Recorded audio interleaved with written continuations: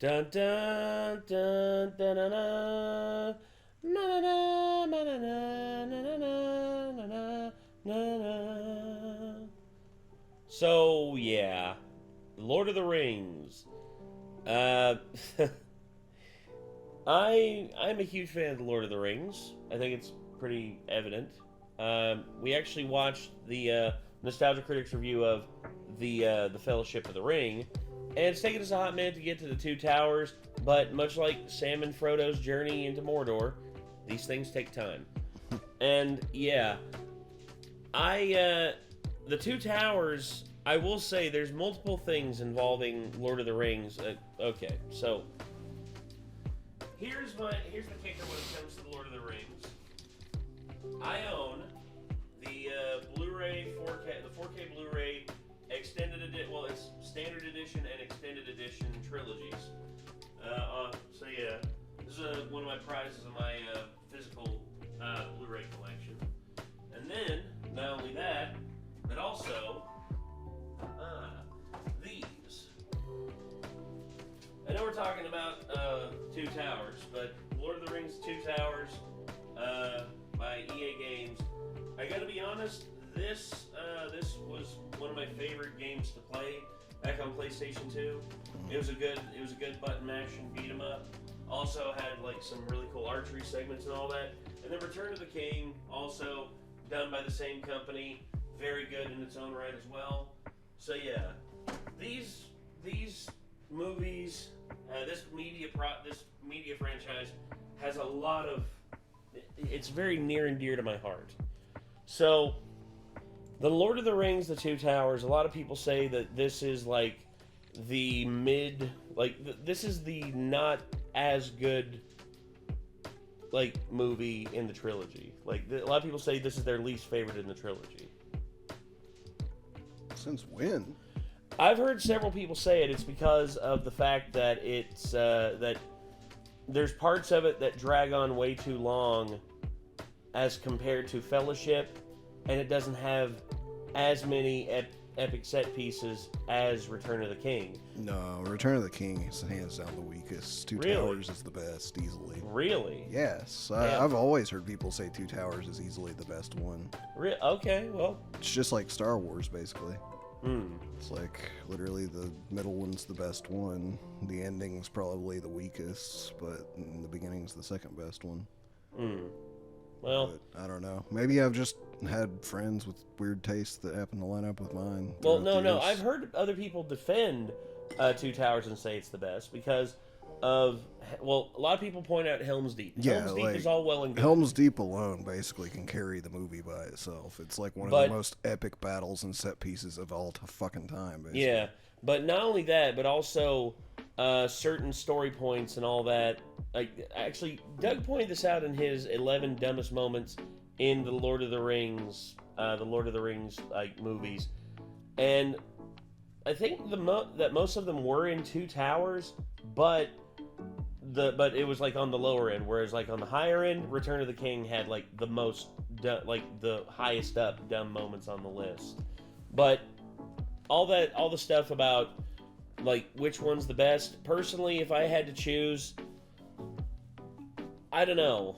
I still think Return of the King is probably my favorite one, but in terms of which one has the best action set piece, I mean Helm's Deep is still probably my favorite. I may just be biased against Return of the King because I still only watched it one time, and that was when it was in theaters, and I had to pee about an hour and a half before it freaking ended, and I was freaking sitting there the whole time I don't want to miss any of this, but good God, why is it still going? Yeah, it's done. It's been over for an hour. Why are they still going? The multiple endings, that's one thing that I will say is one of the sillier moments of it.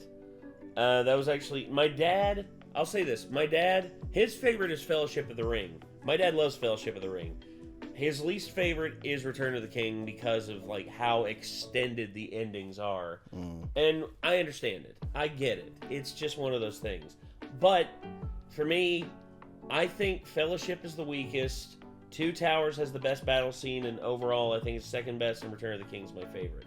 But again, that's everyone's got their opinions on what they think is the. What's your all's ranking? I still couldn't call Fellowship weak by any means at all. Well, no. When I say the weakest, I'm not saying that it's a bad film. Of the three, but yeah, as compared to of the three, Fellowship. It just has so many iconic scenes and moments in it that I can't put it in like last place. No, dude, the Balrog, the Mines of Moria. You shall not pass. Yeah, so many epic moments. The whole intro and everything, you know. The battle against the Uruk-hai in the woods. So many good quotes. Boromir's Boromir's death. I mean, like the ring race getting washed away by the river. Mm-hmm. Even though that is an added-in thing with Arwen, you know, she wasn't in the book. She wasn't there in the book. It was just the horse. The horse carried Frodo to where he needed to go. They added Arwen in to expand her character because originally in the original cut, Peter Jackson had her as a much bigger character, a much more involved character, but they cut it down because it interfered with the overall product. And I get that. I get it.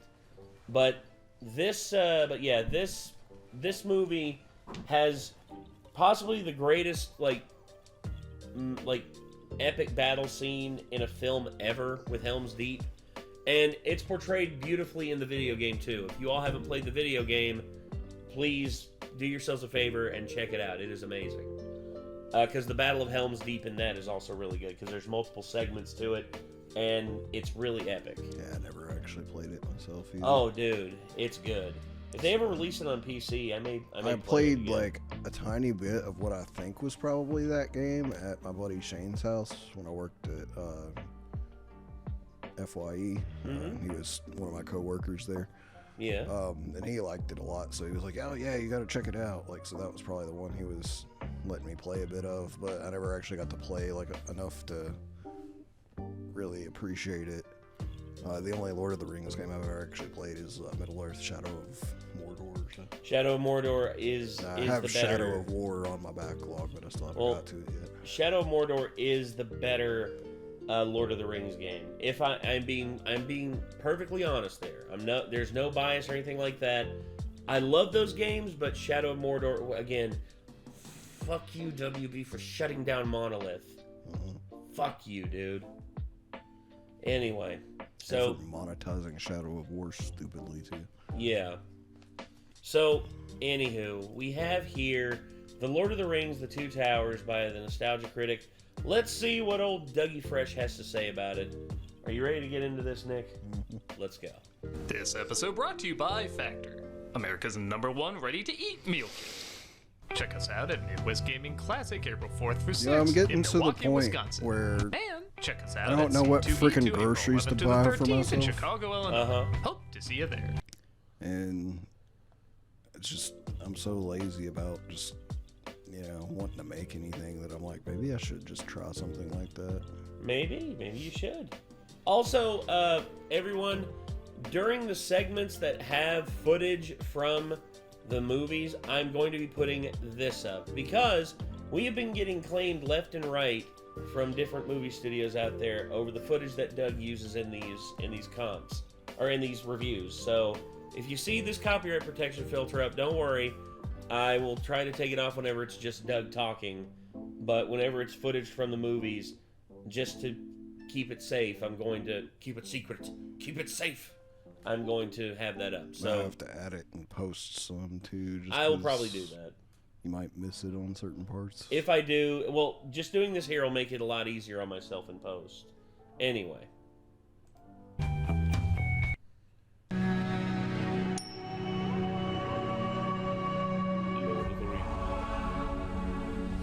Hello, I'm the Nostalgia Critic guy, remember it? So you don't have to. Hi, when Fellowship of the Ring in this case, I want a lot of people I know said, yeah, that was a good movie. And then 1 year later, when Two Towers came out, everyone I know said, yeah, that was a good movie. Exactly.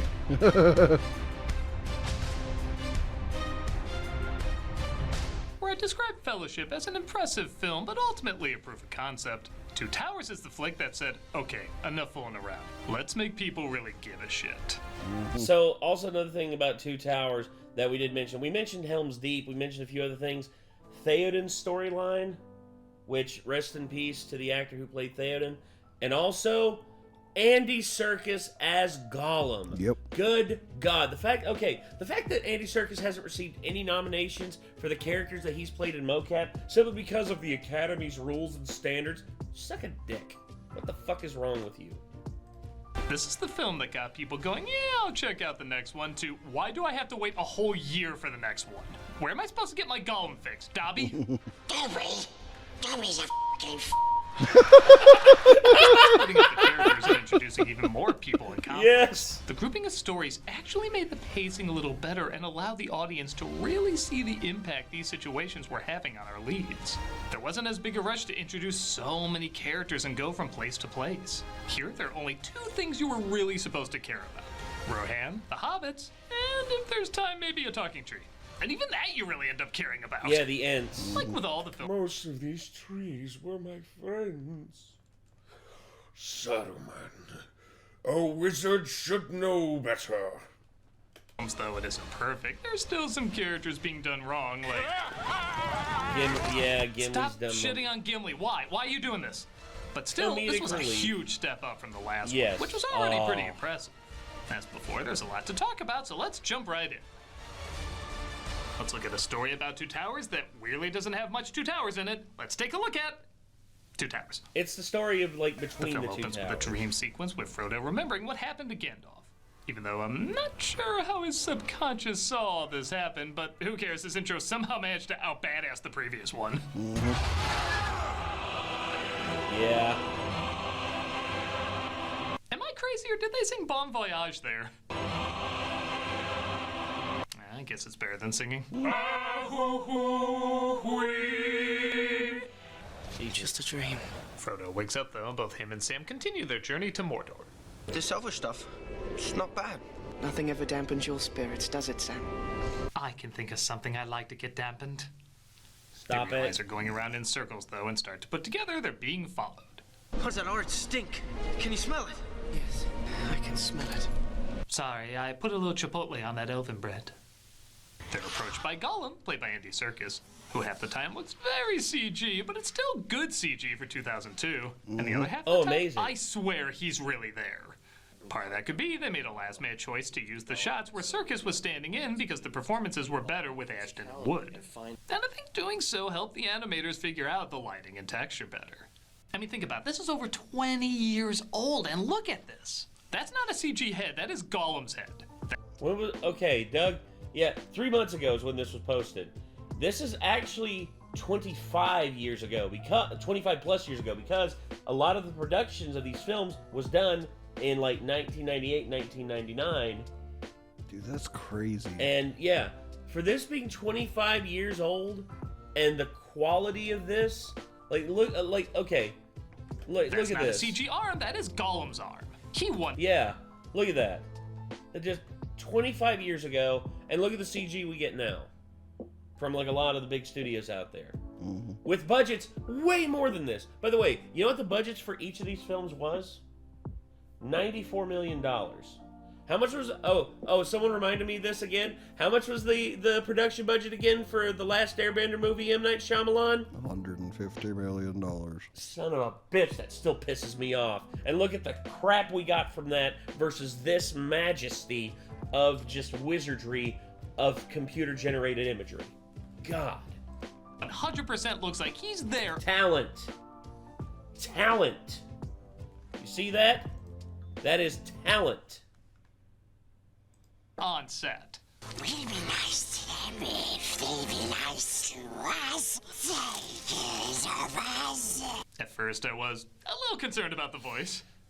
But maybe the idea was the rope was choking him in this scene. And as the performance goes on, it sounds less like a boo being swallowed by Donald Duck and more like a voice of a person who's been around for several centuries. I hate you. I hate you. Using the shots with Serkis also allows more of his performance to shine through. As when you compare him in the first film to the second, you can see they definitely worked in much more of his facial features. This character won so many people over, they debated whether or not Serkis should get an Oscar nomination. Yes! Despite him technically At never being least. seen on camera. I don't know, I think a special Oscar for him and the CGI team would have worked similar to what they did with Disney and his achievement on Snow White. And I guess the MTV... Okay.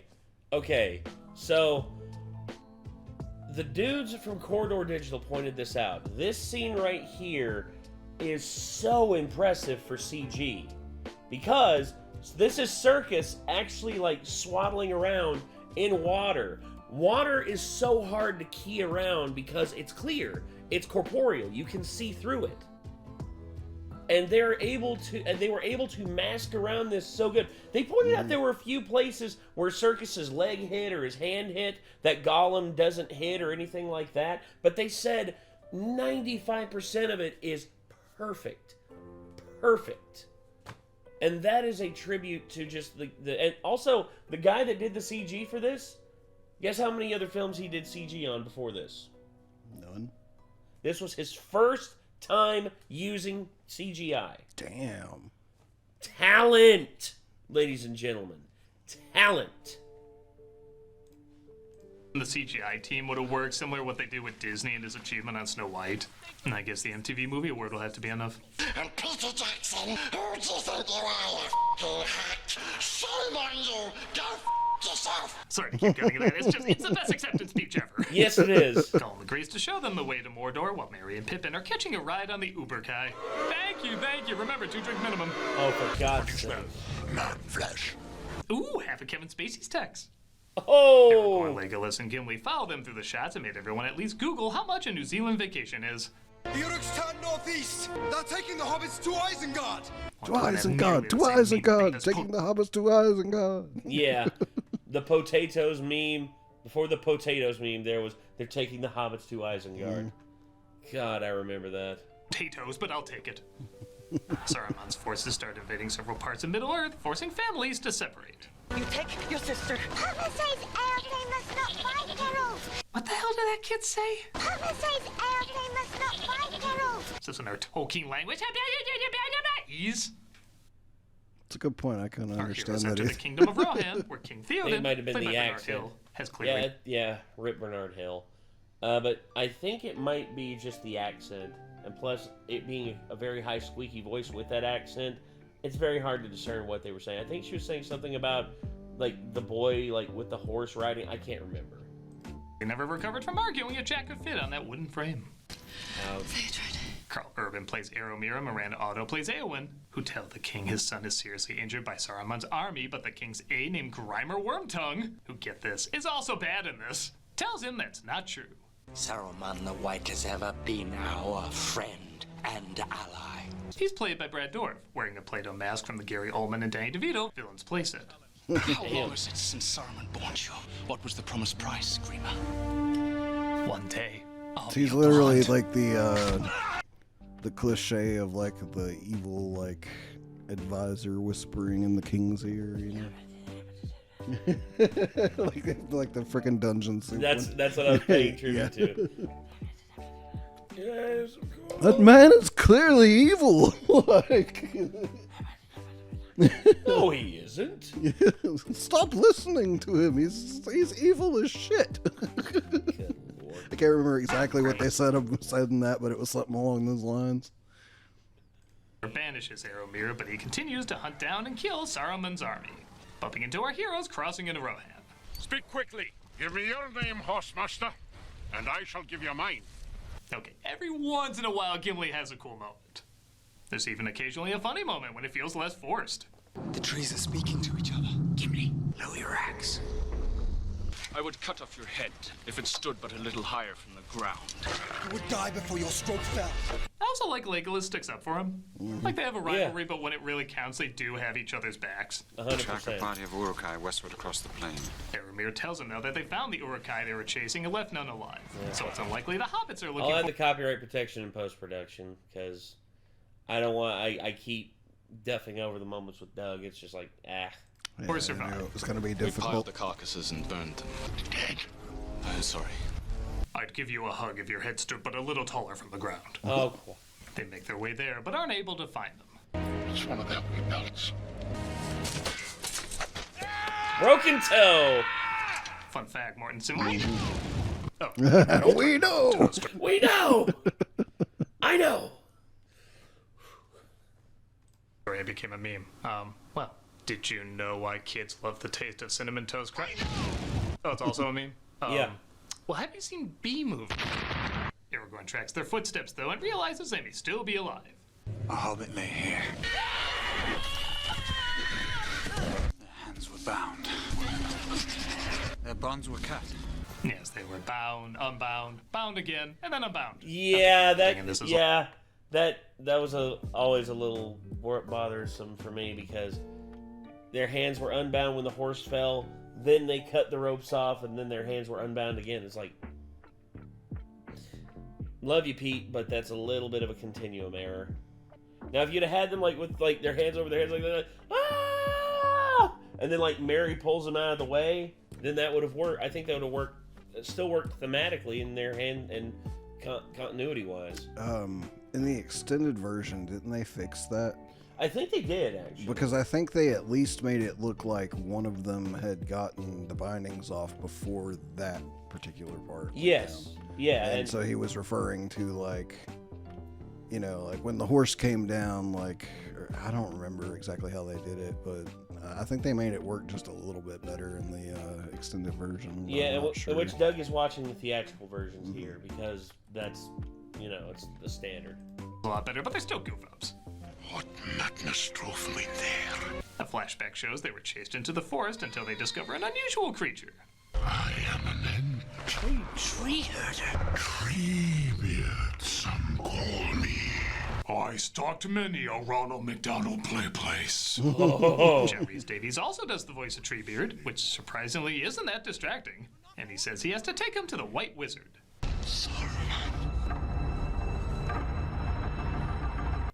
Admittedly, this is a pretty clever fake out, except for the fact that they put his face on all the advertising and trailers. You see, movies were red hulking it even before Brave New World. Yeah. Dead faces in the water. Elves and men and orcs. Meanwhile, Sam and Frodo are led through the dead marshes, where the power of the ring is too much for Frodo and he falls into a Scary Stories illustration.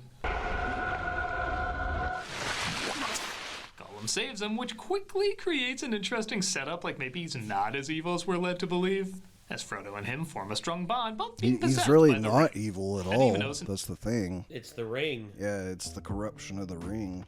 And he fought it for hundreds of years. I mean, he's the equivalent of a drug addict. Yes. Essentially, he's addicted to the ring's influence. Mm-hmm. And the ring corrupts even some of the most pure hearted of people. I mean, dude, it started to corrupt Boromir. Dude, and Boromir gets so much. It's Boromir's such a bad character. No, you all don't understand. As much as I love what they did with the extended editions when they show scenes with Boromir and Faramir that actually fleshes out how good of a man Boromir was and how even he, as pious and as genuinely good of a person as he was, still fell prey to the ring. Yep. He was concerned and such, and it really doesn't feel like he actually turned bad until the scene where he actually kind of goes after Frodo. And then that's the point where you can you can really tell it's it's the ring's influence that's making him do that. Yes. And he immediately regrets it. And it makes it even all the more tragic because he doesn't even really get a chance to try to apologize to him or anything. No. So. But again, fleshing out character. This is why I like the extended editions more than the standard edition, because standard edition is great. I understand. They had to cut it down X amount in order to make it work. But yeah, the extended editions have so much more context and add so much more character. They definitely fix some weaknesses. Yes. In places. Definitely. They add some in some other places, but they definitely fix some things. Yes. Same time Frodo is petting the ring in his hand, Gollum is doing the same thing despite literally nothing being there. The Black Riders pimped up their ride, though, and continued to search for them. Nazgul. I thought they were dead. No, you cannot kill them, no. Unless you're a chick through some strange-ass loophole. Back in the forest, our heroes run into Gandalf back from the dead as he reveals what happened. Except how he fell into a lake and ended up at the top of a mountain, but the books have appendixes for every time a dragon queefs. I'm sure they explain that there, too. Darkness took me. He says he died but was sent back until his task was done because his BFF seemed to make it work, and he beckons them to King Theoden, who is in need of their aid.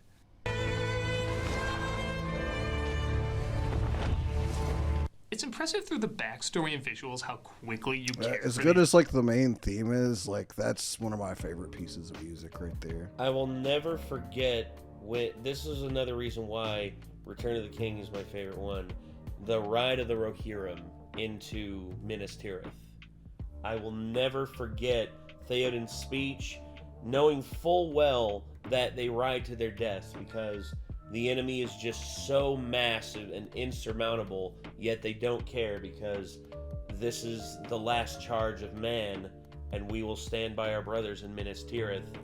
And dear Lord, just that right there is one of the most epic moments in all of film. And this series is filled with them. There are so many great moments. I would say that's probably my highlight. I would say that and Frodo, like the ring getting destroyed, are probably my two of my highlights from Return of the King.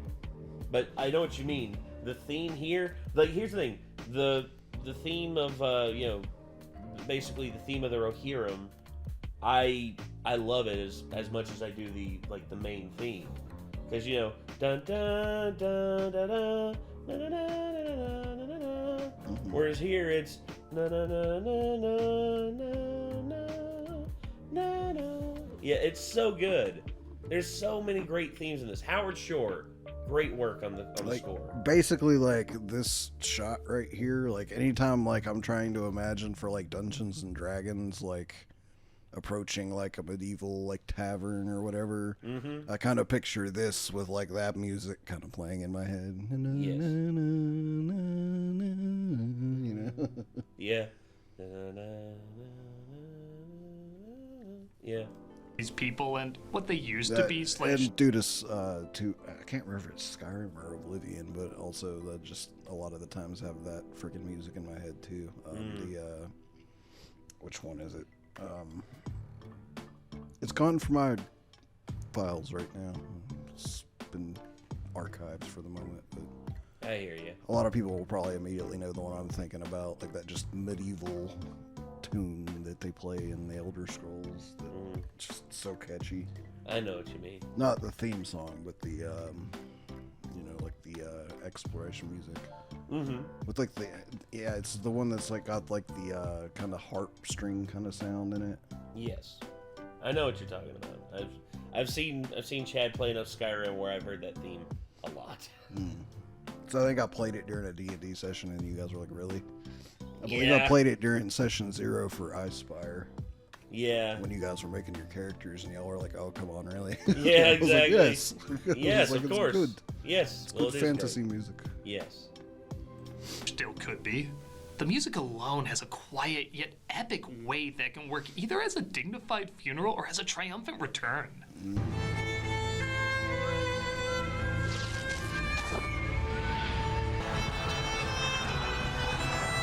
Yeah. Save it, Doug. Which Gandalf tries to return Theoden to his original glory, but the sorcery of Saruman tries to cling on. You have no power here, Gandalf the Grey. Looks like someone forgot that I upgraded. I am now the White Wizard. I will draw you, Saruman, as poison is drawn from a wound. Be healed! Hallelujah! Estaria, Christ compels you! Oh shit, he leveled up. Wonder if that Bombadil fellow can up my XP. Great effects there. Possibly too literal an interpretation, the shadow of Saruman leaves and he's back to his normal self. I know your face. Susan, right? He tries to kill Grimer for all that he's done, but Aragorn stops him. Enough blood has been spilled on his account. Yes, let him give Saruman all our secrets so even more blood can be spilled on his account. What, do they not have a prison there? Where is my son? After Theoden cries over the death of his son in a really well-written and well-acted moment, the kids from before And that one arrive kind of and tell him annoyed about me the that they that he was like, "Don't kill him." It's like, at least throw him in a fucking dungeon then. I agree. Why don't you just let him go back to Saruman? army. They were unarmed. Now the wild men are moving through the Westfold. This is but a taste of the terror that Saruman will unleash. But what does Gimli have to add? yet Snow White is the most offensive film to dwarves. According to Peter Dinklage, which I stand with Hornswoggle on this. Fuck you, Peter Dinklage. You cheated so many little people out of getting jobs because of your high standard of what you know, the seven dwarves. Like, fuck you, dude. I like you, Peter Dinklage, but you can be a little bit way above your like mental punching weight. And will be. Ooh. This is me, because I didn't eat right. Off I go, I guess. Really, should have gotten some footage. I had more skeleton in it. Anyway, Factor can fix all that. Factor Just use the meme of like the skeleton on the park bench, like. Just use that. Prepares me to optimize my nutrition this year. Factor has chef-made gourmet meals that make eating well easy. They're dietitian approved and ready to heat and eat in 2 minutes, so you can fuel right and feel right no matter what life throws at you. Even if you have no life left like me. Look, I'm a skeleton. In some longer footage I found. Whoa, what's happening now? That's weird. Well, anyway, eat Factor and smoke won't be a shower cap on your head. Where do I get this stuff? Factor arrives fresh and fully prepared, perfect for any active, busy lifestyle.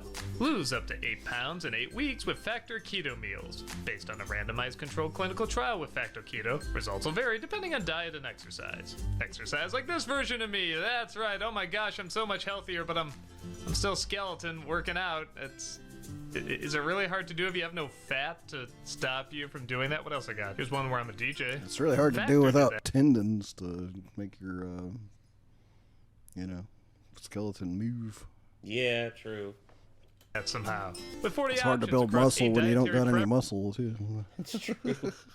Preferences on the menu each week, it's easy to pick meals tailored to your goals. Choose from preferences like Calorie Smart, Protein Plus, or Keto.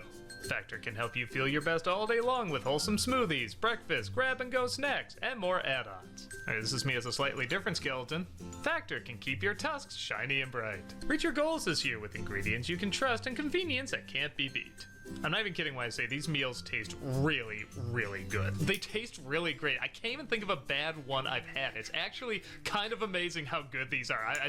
I know it sounds like yeah, here's a funny something. I don't know, but they really do taste good. Just really if you've had it, you know. Just try it and see if I'm a liar. I mean, I believe you. Like, I do too. A lot of people are just like, dude, there's no way you can have like a frozen meal that's just like really good. And I'm like, actually, like, there's a brand I found at my local grocery store that every single one I've tried has been delicious. And I'm like really surprised by how good they are and how well the instructions work for heating them up and actually getting them hot all the way through, all around and everything too, you know? Nice. So, I mean, if that can be good, then this could be good, so. Agreed. Start at factormeals.com/factorpodcast and use the code FactorPodcast to get 50% off your first box plus free shipping. That's code FactorPodcast at factormeals.com/factorpodcast to get 50% off plus free shipping on your first box. This is me as a flag. This is me in the Matrix or something. This is me as an educational film. If that doesn't convince you, well, be convinced anyway. Go to Factor today. Okay, this one's pretty cool. Go to Factor today. Very nice. Theoden says his kingdom must venture to Helm's Deep where he believes he can protect everybody, as Frodo becomes more occupied with saving Gollum. I want to help him, Sam. Why? Because I have to believe he can come back. We have too much in common. Our big, weird, freaky eyes for a start. They run across the armies of Dolly. And even though it's in the book, I do think it's smart they kept this little preview of these things. I get the feeling if they just showed up in the third film, people would be like, wait, there's freaking heffalumps in this? The capture, though, by Boromir's brother, Faramir, played by David Wenham. But who cares? Gimli's being silly again.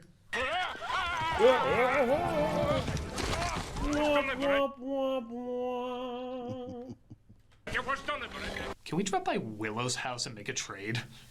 Ow. They're attacked suddenly by one of the lamer effects in the movie. Yeah, the wolves.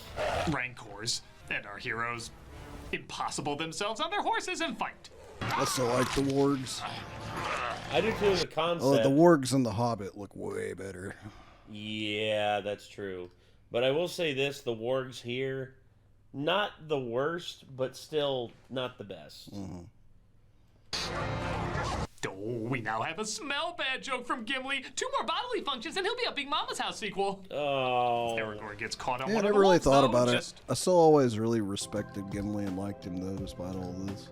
Well, they did it for comedic relief, and Gimli's obviously the easiest to do it to because he's a dwarf, his rivalry with Legolas and all that. It's easy to do that and poke fun. But again, and it's kind of it's got a D&D party kind of feel. Like, yeah. Because this whole Which I thing is respect. just, you know, a really big D&D party. Yeah. And like technically a party that gets split up for like a good amount of time and such.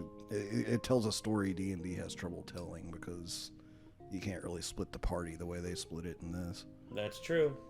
That's very Although it could work if you had like a big D&D group and you played over a long period of time, and people who couldn't make certain sessions, you ran a separate story for them. Well, so like, and then whenever you meet back up, everything gets like linked up, you know. Hold on. It's kind of like the separate story I did for Kate during the one session she missed of Waterdeep. Yeah. So here it is. So Free League Publishing. Oh yeah, it has its own role-playing game. Yeah, they actually. Well, no, this is actually set in D&D. Oh, it is? Yeah, they actually built a D&D campaign thing in Lord of the Rings. So yeah, they actually have like the classes that work in terms of the lore of D&D or in terms of the lore of Lord of the Rings, which I thought was really cool.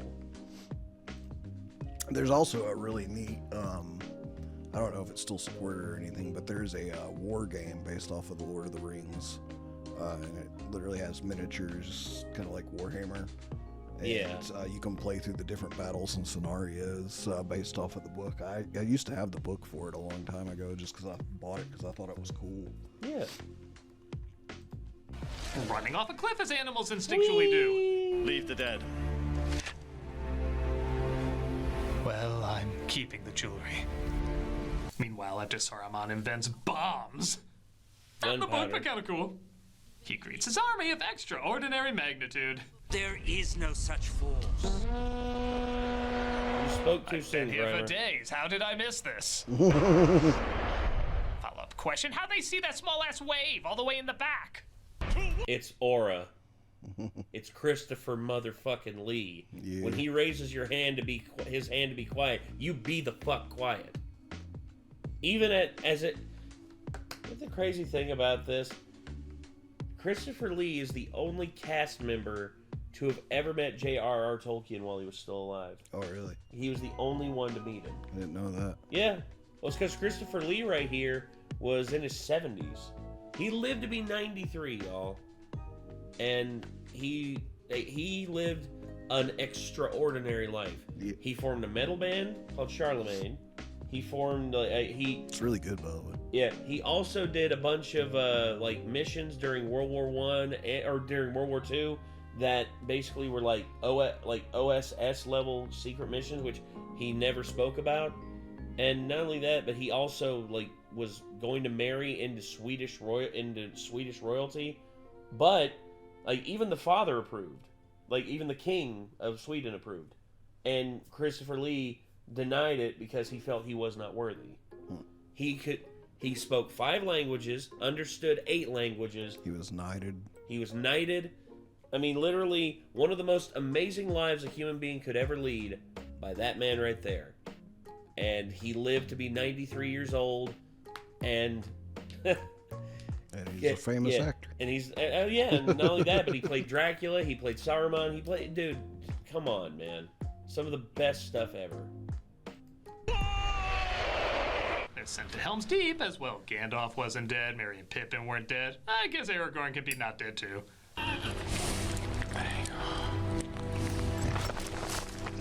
I go back and forth on this as it doesn't seem to add that much to the story. But I guess it does give him time to not only get back on his feet, but also debate who his heart belongs to, seeing how Éowyn seems to have the hots for him, and Arwen is debating if she should skip her trip to the Grey Havens and stay with him. It's time to look beautifully at things and speak gibberish. Oh, God. Whether by the sword or the slow decay of time, Aragorn will die. This scene is amazing. Mm-hmm. In the first film, I was at best indifferent to Arwen being in it, but this moment showing her life if she strays, all alone after Aragorn eventually dies, is masterfully done. But you... Even though Aragorn is a human that is... I forget the name of like the race of humans that he's a part of. Turns out Aragorn is actually will actually live like more than twice the average length of an average human lifespan. I can't remember the name of the still compared to an elf lifespan. Oh yeah, compared to an elf, he would have the lifespan of close to a half elf or maybe a quarter elf. But still, that's way longer than a human being. And still compared to an elf, yes, he would die a very slow death. So, I mean, freaking what's-his-face was there when Sauron was originally defeated. Not Sauron, Sauron was originally defeated. Yes, Elrond. Yeah, Elrond of Rivendell. My daughter, you will linger on as nightfall in winter that comes without a star. It takes the words right out of the appendix of the book and puts it right at the center of her dilemma, creating a beautifully melancholy moment of mourning a life well lived, but not being able to join him due to being immortal. It's hands down my favorite scene in the movie. Although, in the continuum of Lord of the Rings, of Tolkien's lore, elves can mourn themselves to death. They can mourn themselves to death. It does happen. And, yeah. Also, there's also the thing where she can go to the Grey Havens after he passes away. I mean, Sam goes to the Grey Havens later on after Frodo leaves. Sam goes after him and his wife have lived full lives and his children are all grown. Sam, being one of the ring bearers, has the ability to go to the Grey Havens. Because it's the ring bearer and the lock bearer, so the ring bearer, Frodo and Sam, and then the lock bearer, Gimli. So basically, all of them are given passes to go to the Grey Havens.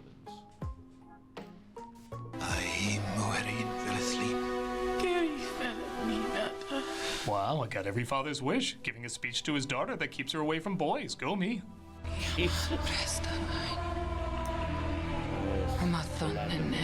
Even the appearance of Galadriel feels less like a forced cameo like in a Marvel movie and a good sum up of how urgent things are becoming.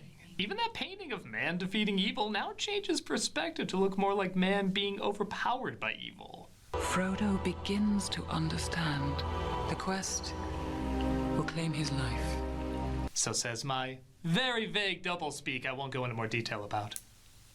Faramir's story almost works as someone who wants to redeem himself in the eyes of his father and match the glory of his fallen brother, as he plans to do so by getting the ring to his kingdom, which is falling apart.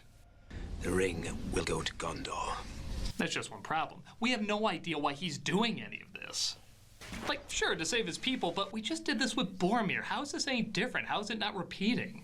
Well, I feel like every film's extended version has at least one crucial missing scene, and for this film, this is the one, showing how loved his brother was and how much his father dismissed him, thinking bringing in the ring and saving the day will earn his father's love. Ever the ring will seek to corrupt the hearts of lesser men, but you... If there's need to go to Rivendell, send me in his stead. I trust this mission only to your brother, the one who will not fail me.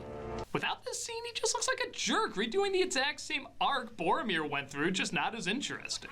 Oh wow, he's giving up the ring at the end. So what? He's being a dick to begin with. But this scene really makes us sympathize with what he's doing, especially after he finds out his brother's dead. There are some good moments, though, like Frodo betraying Gollum so he doesn't get killed, yet he still gets beaten horribly. As you may have observed, pretty much everything with Gollum in this movie is flawless.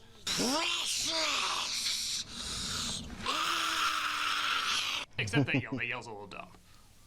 And I will say Aragorn's fake death seems warranted just for this one shot alone. Doug would probably not like my DMing. I'm pretty sure I've made like almost that exact sound when I'm like playing monsters that are coming after you guys. No. Well, here, you're playing ghouls. Ghouls are unable to speak like human, like speak language. Instead, all they can do is snarl. Whereas you're like your portrayal's like mostly like snarl. Shit, he's probably gonna see the look I just gave the camera when he's editing this.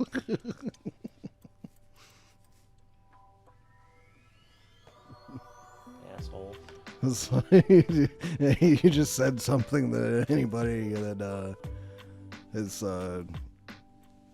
like other DMs who've read through the Monster Manual and players who have encountered certain things would probably be like, that's not accurate. What, ghouls? I'm just like, as far as he knows, yes, so far, yes, it's accurate. Once again, everyone out there who's going to jump on me, you D&D snobs out there. This he is hasn't literally encountered it my yet. third campaign, and I have never DM'd before. And you know what? When I do DM, I guarantee you I will read the same shit that Nick did, and I'm going to go, fuck, I'm stupid. Yeah, you know what? Till then, point and laugh. Ha ha, he's stupid and didn't read the books. Yeah, guess what? Here's you. I'm going to post-production 8. Put in the meme of Ed slamming his head into the ground and just saying, just read the books. Why are you so stupid? It's because I tell them not to read things because I don't want them to have spoilers if I can help it. Exactly, and I don't want to. As far as I know, well, now I know. Fuck. Surprise. That was awesome. Yes. Meanwhile, Treebeard discusses with his fellow Ents if it makes sense for them to go to war against Saruman. I think the one actually I'm thinking of is not the ghoul, but the wraith. Well, I know the wraith can talk because we encountered her and she was a I'm just that talking was about a banshee. the sound that I made. Okay. Like whenever the wraith, like Kate tried to. Oh yeah, tried to use the Kate tried to use inflict wounds on a wraith, not realizing that necrotic damage wouldn't do anything to it. Yeah. And so like I did like a sound like where it was like all of a sudden it was like like in your face basically, you know. And it's basically really similar to that Gollum sound. and then eventually she figured out, oh wait, this thing is susceptible to radiant damage. Got it. Like. Yeah. I consider using the sound there like a success because she said it actually spooked her when I did that. Oh, it did. It got her. I remember seeing her jump in the footage. Aragorn says they need to call Gondor for aid, but Theoden says Gondor knows what it did and refuses. This leads to one of the best build-ups of any battle in any movie. The days have gone down in the west, behind the hills, into shadow. So much time is dedicated to making it look like this might be their Alamo. This image of a helmet being put on a kid's head is branded into my memory. Yes. It's Same. the ultimate, oh my god, this shit is serious. Yeah. You feel the dread. All hands on deck. Because what is coming will kill us all if we do not win. Both the Really, articulate moments. Obviously, like, people will try to keep the kids safe and stuff, but if there's orcs coming in and the kids are the last ones standing, may as well have an axe in their hand. Exactly. Because none will survive if the Uruk-hai breach the gate. That was basically what the thought was. And the quiet moments. It's amazing how much you want to see an epic fight, but don't want to see anything happen to anyone either. Not the Dagothyre. Then I shall die as one of them. And then, you know, there's dumb Gimli shit. It's a little tight across the chest. What's even that look? Like, well, grow smaller tits. What am I supposed to take away from that? That is no Orcorn. At the time, Tolkien fans really lost their shit when some elves were sent to help with the battle, and I honestly could take it or leave it. It's nice seeing a small army of men fight for themselves, but it's also nice seeing not every elf is Craig fucking Parker, my man. I met him, dude. So freaking cool. He also wore our Freddy Krueger gloves that we had, and he was just, oh, dude. He was just like, I've never had so much fun in my bloody life. He's like, imagine me as Freddy Krueger, bro. He's like, welcome to primetime, bitch. It's like, yeah, like Kiwi Freddy Krueger. That'd be hilarious. leaving, and some stay behind because they believe in their fight. I mean, for God's sake, there was a version where Arwen was there. Yeah. Almost completely contradicting the amazing scene she had before. That would have been a bad move. Out of all the problems this series has, I don't know why fans chose this nothing burger to obsess over. Especially when there's... You could have picked a better spot. 'Cause you short. Shut up!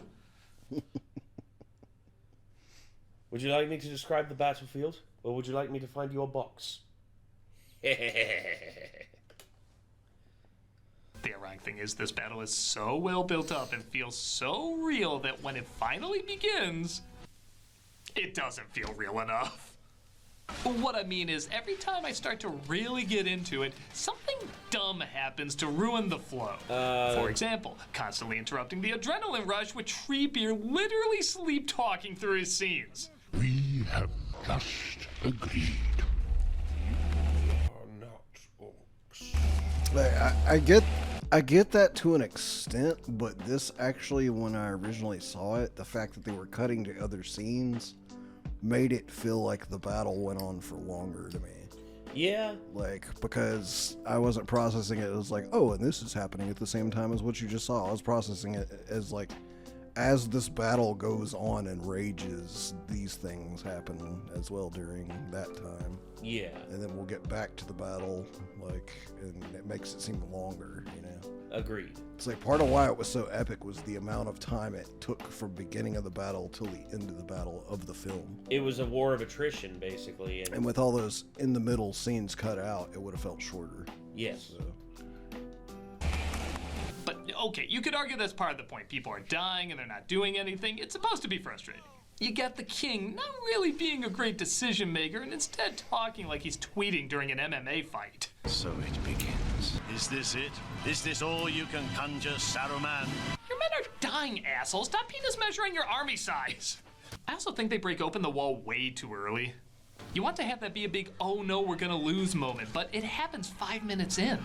And 2 of those minutes are focused on Treebeard, so it's more like 3 minutes. If the wall is breached, Helm's Deep will fall. 3 minutes later.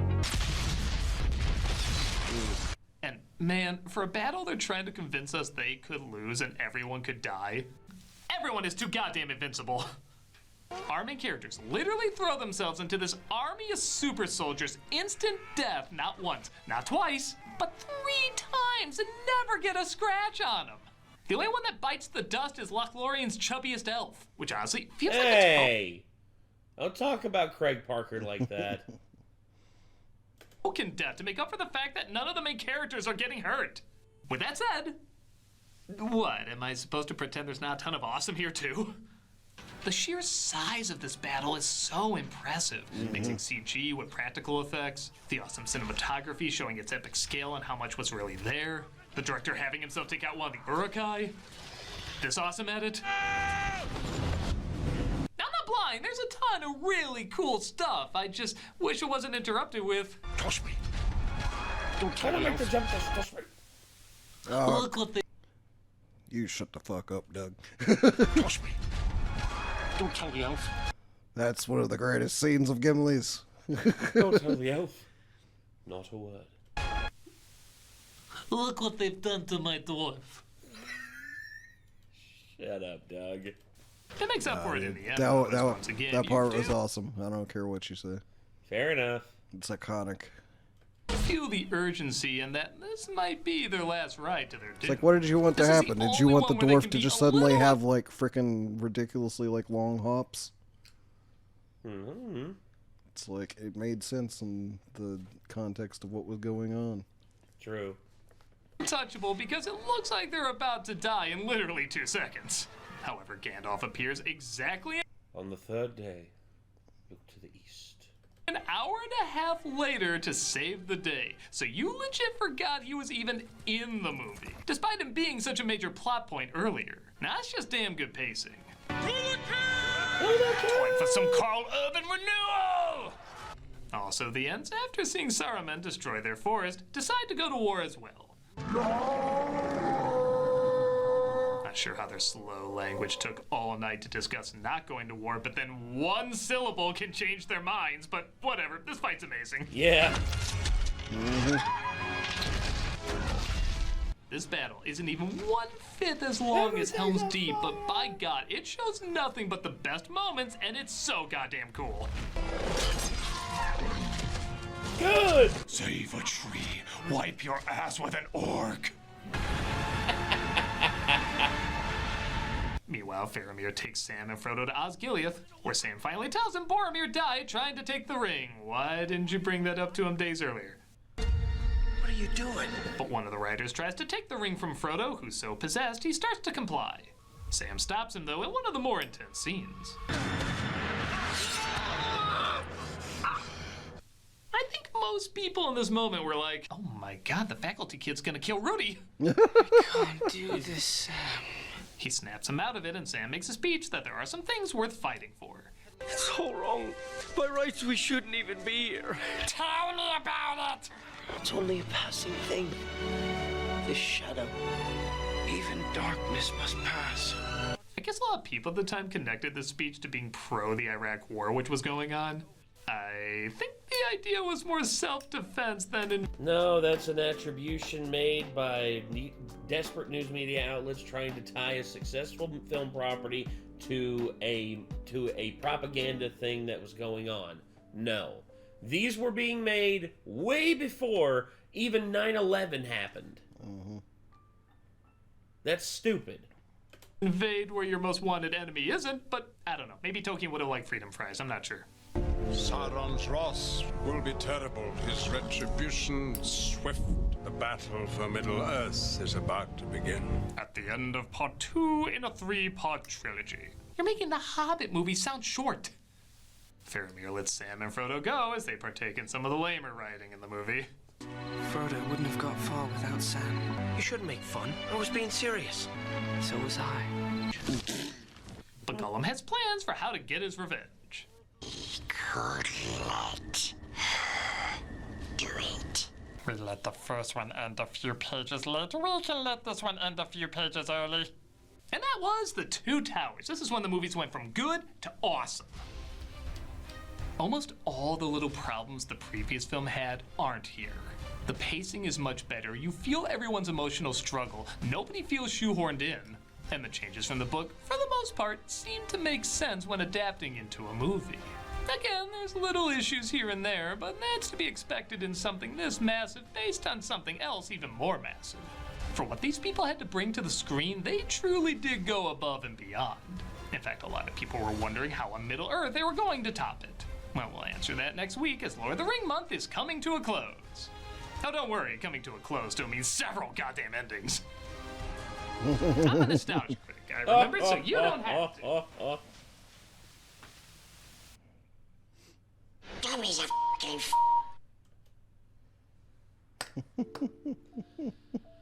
I like how he decided to use that clip rather than anything from the movie.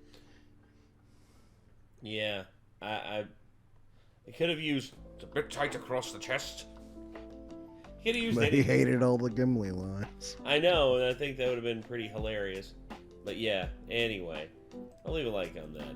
So, for the most part, I agree with Doug. Certain things I disagree with, but yeah, for the most part, I feel like Doug's review of this was fair. And yeah, he is right. This is where things went from pretty good to amazing.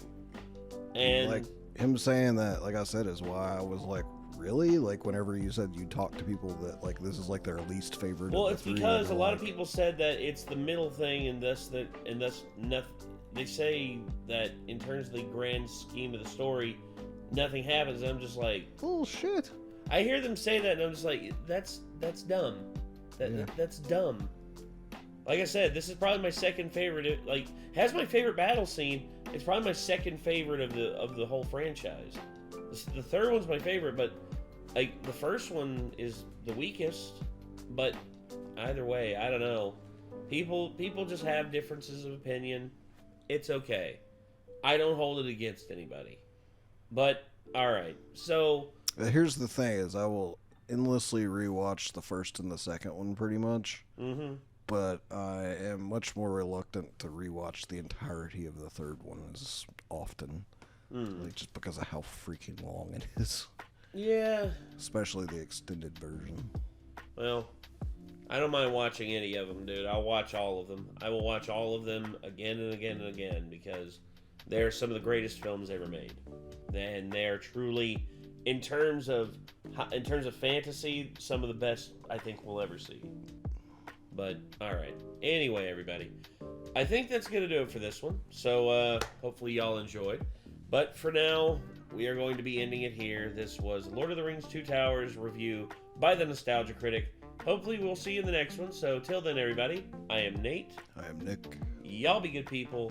Take care. Peace.